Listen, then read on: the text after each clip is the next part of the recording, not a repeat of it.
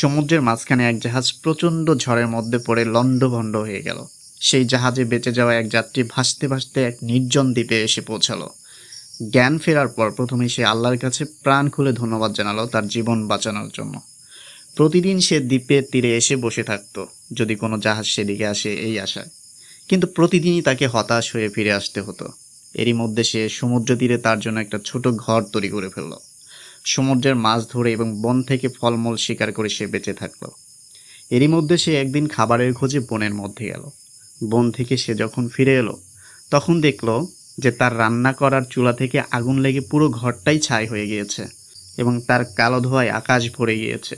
লোকটি চিৎকার করে উঠল, হায় আল্লাহ, তুমি আমার ভাগ্যে এটাও রেখেছিলে।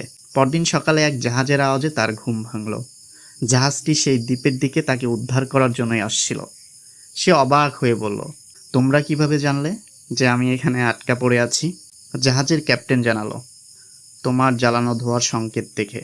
গল্পটি থেকে আমরা কি শিখলাম? আল্লাহ যা করেন আমাদের ভালোর জন্যই করেন, বাট সেটা হচ্ছে আমরা মানতে পারি না। এটা হচ্ছে আমাদের সমস্যা।